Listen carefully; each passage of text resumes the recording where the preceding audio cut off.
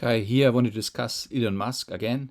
So he was recently in the news about his Twitter or X company, said he tweeted something anti-Semitic, and in response some advertisers left, including Disney. Even so, based on his father's statement, he has Jewish ancestors.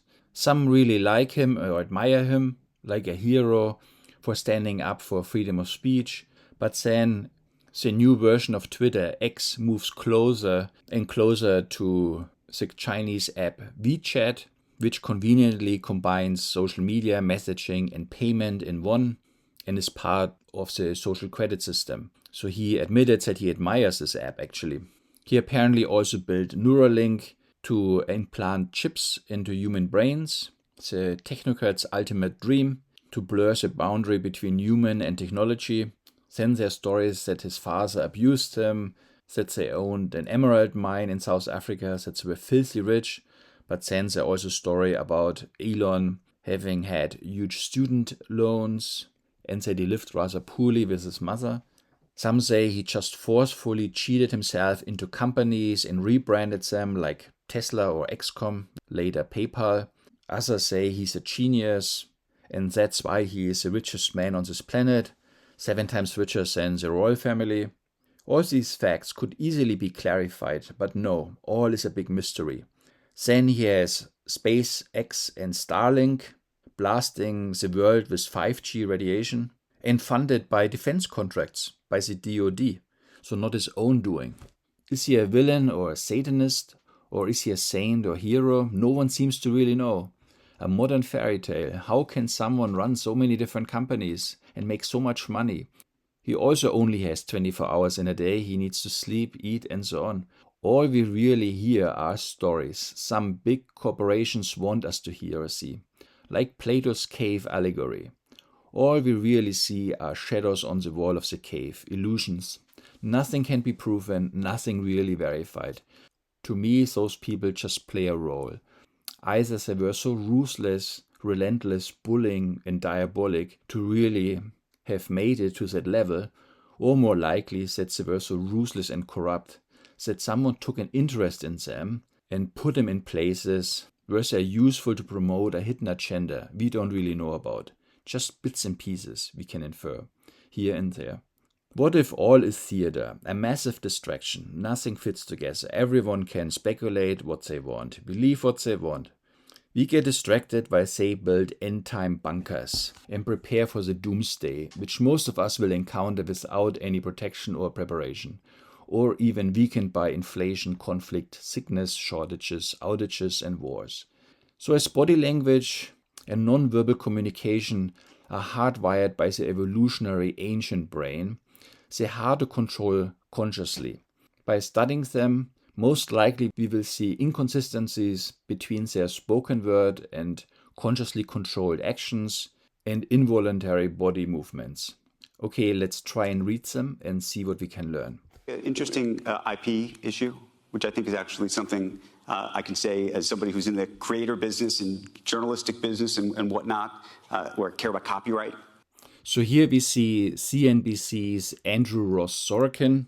He has this eye problem called coloboma. It looks like he has different eye colors, but actually there's some tissue missing in his left eye. What he symbolizes is Illuminati's one eye, the all-seeing eye, which is associated with worshippers of Satan.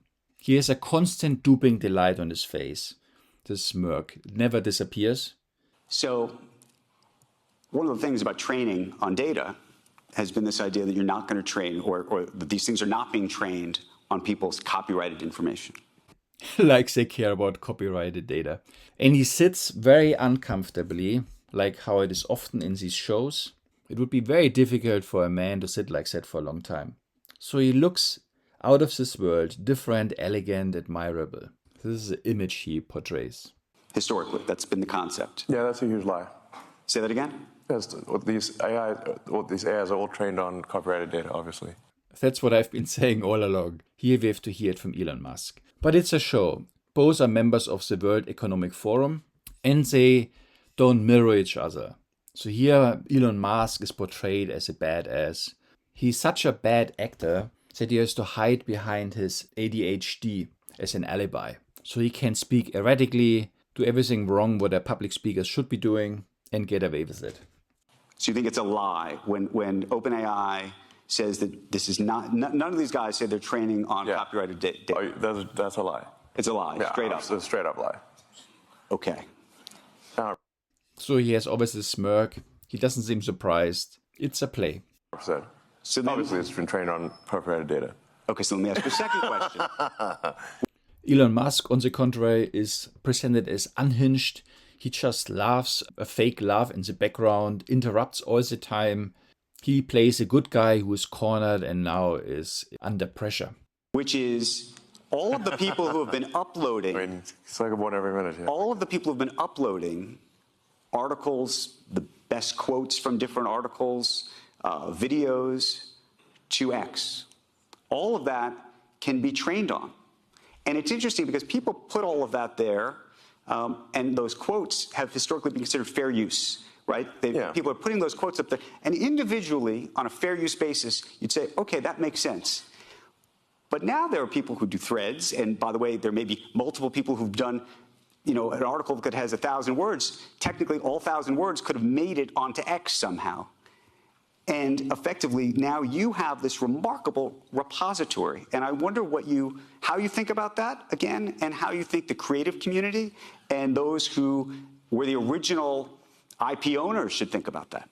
So here he's supposed to look exhausted. We see even the white of the eye, the exhaustion, the mouse corners go down. He plays the unhinged, exhausted, unstable guy, the anti-hero. I don't know, except to say that by the time these lawsuits are decided, we'll have digital God. So ask digital God at that point. These lawsuits won't be decided before on a time frame that is relevant. Digital gods. So he uses very strong language. So throughout this interview, he puts subliminal stimuli or messages out. Very strong words, digital god. He promotes subscriptions. He talks about hatred. He talks about blackmail. He will talk about fuck yourself. He will talk about kill. He will talk about the whole earth. These ideas are put out there. They're below the threshold so people don't realize it consciously, but these ideas are planted in people's heads. But is that a good thing or a bad thing? I think we live, there's that, I don't know if it's actually a real Chinese saying or not, but may you live in interesting times. Right. It's apparently not a good thing. But I would prefer to, personally, I would prefer to live in interesting times. And we live in the most interesting of times. I think, for a while there, I was like really getting demotivated and losing sleep over the threat of AI danger. And then I finally He's a guy who puts chips in people's brains. He is a guy who wants to compete with OpenAI, the company who did ChatGPT. He's a guy who is distributing AI. He wants X to have all these features like WeChat. It's him. He says one thing and he's doing exactly the opposite. Became fatalistic about it and said, well, even if I knew... Exhaustion, the white of the eye. So this is, in Chinese face reading, a sign of something extremely unstable that makes him very vulnerable. This is a really bad sign in Chinese face reading. And he's showing it on TV. It was... Annihilation was certain. Would I choose to be alive at that time or not? And I said I probably would choose to be alive at that time because it's the most interesting thing, even if there's nothing I could do about it. Except building Neuralink. Any organization that refuses to buy a subscription is not going to be recommended. So here they talk about subscriptions. It's another idea he implants in people's heads, moving away from advertisers. But then what does that say about free speech? And what does that say about amplifying certain voices? Free. It costs a little bit. Right, but that's it. But that's an interesting. It's like in South Park where they say, freedom isn't free. It costs $1.05 or whatever. So it's presented like a joke instead of thinking about what philosophers said over the last 300 years in terms of free speech. They go to South Park. It's a little CIA propaganda show. They present it as like an interesting idea that freedom isn't free, it costs a bit. This is the ideas they implant in people's heads. You have to pay if you want to speak freely. This is absolutely absurd. A lot of folks called me up and said, you really going to host Elon Musk here? Can you believe what he just said on Twitter? On X. Yeah. So no idea what this Twitter thing is you keep talking about. Should you platform him? That's what they said. Yeah. Should you platform him? And I said that I think that it's our role, and I know you have issues with journalists. I have a platform. I know you have an issue with journalists oftentimes, but I said it's our role to have conversations and to inquire and to sometimes even interrogate ideas. And sure. I'm hoping we can do that. So I want to start just so we can begin this conversation and just level set. Take us through everything that happened, if you could. Everything? No, over the past week and a half. How long have you got? We've got the time. Okay. So he flew to Netanyahu, so people are supposed to think to apologize for his statements. And then he even said, after this trip, that Israel can do whatever they need to do to destroy Hamas at nearly any cost. What's similar to what happened in Japan or Germany in World War II. That's the same Netanyahu who volunteered his nation to participate in the Pfizer trial, who pulled out his troops from the most protected border in the world, who has spies everywhere in the open-air prison called Gaza Strip. Netanyahu is the guy who prepares a red cow to be sacrificed to build the third temple to force the return of the Messiah. If you remember, 30 years ago, he was told by the Lubavitcher Rabbi Sneerson that he would be the last prime minister of Israel, said he should hurry up to build the third temple. He probably just flew to Israel to discuss how to start Armageddon or how to turn Israel into an AI-controlled social credit system. Obviously, you know that there's a public perception that, and you're clarifying this now, but there's a public perception that that was part of a apology tour, if you will. That this had been said online. There was all of the criticism. There was advertisers leaving. We talked to Bob Iger today. I hope they stop. You hope? Don't advertise. You don't want them to advertise? No. What do you mean? He's supposed to shock here. He always interrupts Andrew, who doesn't seem really surprised. Of course, it's all a show, like a wrestling match. It's supposed to be a verbal slapstick, but it's not even really funny. I mean, they're completely untalented. They don't know how to act. It's really sad, actually. If somebody's going to try to blackmail me with advertising, blackmail me with money, go f*** yourself. But go f*** yourself. Is that clear? He's pretending to be angry, but the acting is so bad that he has to again hide behind his ADHD, so he can get away with these very erratic statements no one would believe anyway. So it's really difficult in public like that, in the spotlight, to show strong emotions because you're completely in your head. You have the adrenaline rush, but he's supposed to have an anger fit. I hope it is. Hey, Bob, if you're in the audience. well, let me ask you then. That's how I feel. Don't advertise. So they're always interrupting each other, or Elon is interrupting him, and he has a smirk. Again, both WEF puppets and likely followers of the Lubavitch end-time cult. The one-eyed man, constantly smirking. How do you think then about the economics of X?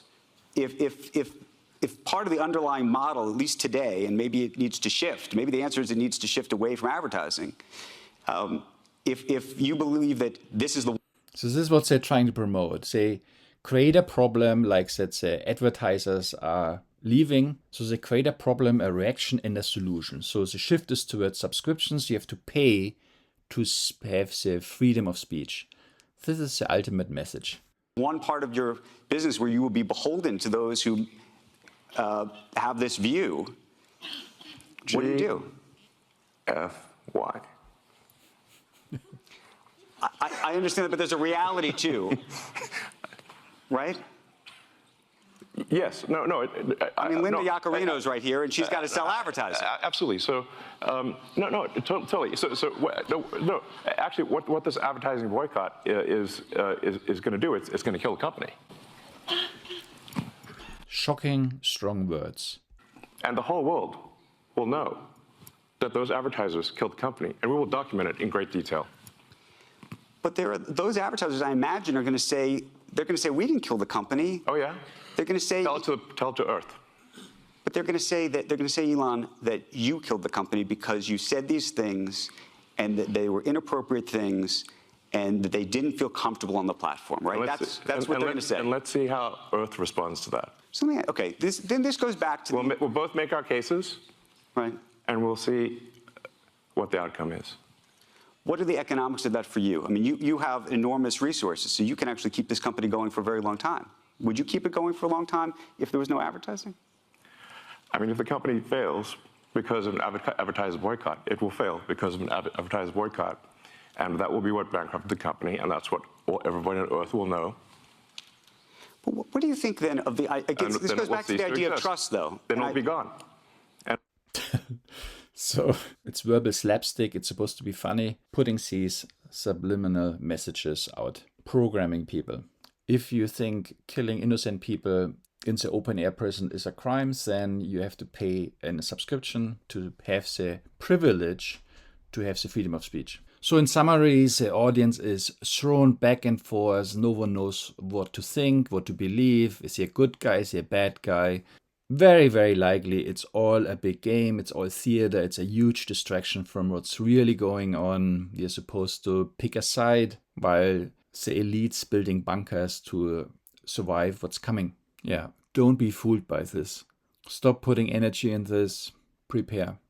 Okay, I hope you liked this analysis. You found it useful. I'm looking forward to read your comments below the video. Thank you for listening, and I'll talk to you next time. Bye.